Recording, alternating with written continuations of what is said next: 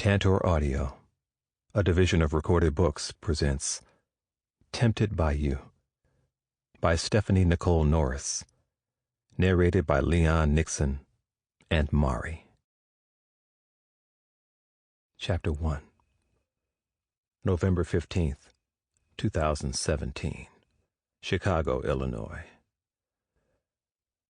Luke Steele's eyes moved across the room, filled with his beloved friends, family, and associates. His gaze skipped over the navy blue chiffon sofa, red and white polka dot accent pillows, and the thick panel of drapes to gauge the reaction to the message he'd just delivered.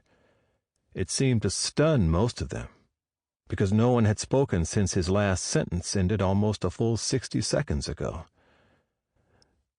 "You're running for mayor of Chicago?"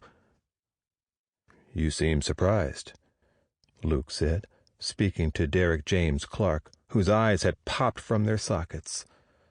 A few seconds passed that felt like minutes. Then a broad smile replaced his friend's surprise along with all the others. "Congratulations, man." The room erupted in cheers, and Derek was the first to rise. But not far behind him were 8 of Chicago's wealthiest benefactors. That included the Rose men and Quentin Davidson, business tycoon and fitness expert. They were brought up together during the era when Ronald Reagan was president, and supported one another in each of their endeavors, which was why Luke tried to shake the anxiety he felt with the question he would ask next. The men crowded Luke with handshakes and slaps on the back. "Thank you," Luke said. "Thank you, sincerely." "Man, I didn't think you were interested in politics." Derek spoke again. Luke raised a protuberant brow. "Not even my master's or Ph.D. in political science gave you a clue?" The men laughed. "I mean, I thought you took those courses to appease your father," Derek added. Luke's father was Senator Warren Steele, former mayor of Chicago. The senator had been grooming Luke for as long as the men could remember, but Luke didn't seem to take much interest in being his father's successor. That all changed when the need to make an impact on his community weighed on his heart, and no one was better suited for the position than Luke. The Steeles were raised in the hood of Chicago, in a place where most African-American men ended up dead, in jail, or became a high school dropout.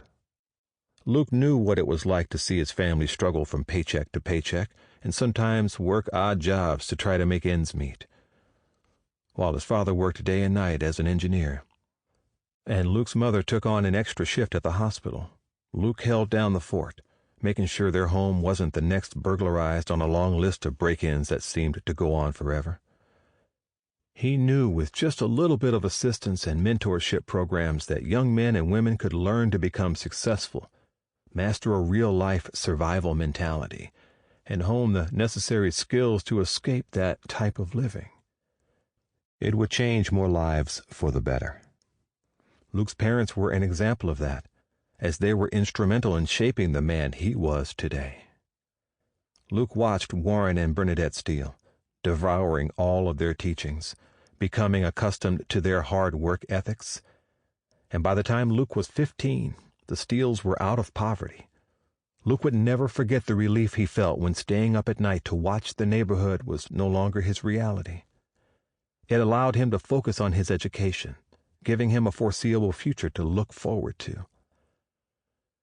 After giving it much thought, then informing his father of the news, Luke decided to throw a quiet dinner at the home he'd grown to love in North Chicago. He no longer lived with his parents, but with their blessing, Luke decided this was the only way to share the good news. He only wished his father could be there, but he understood the importance of Warren Steele's position in Congress. There was never a dull moment. Luke folded his thick, muscular arms. "Derek, I teach this course at the university. You don't think I'd put my own aspirations on hold to pursue something just to impress my father, do you?" All of the men quieted down as Luke's eyes traveled to each one of them. "Wait, you all do?" Sample complete. Ready to continue?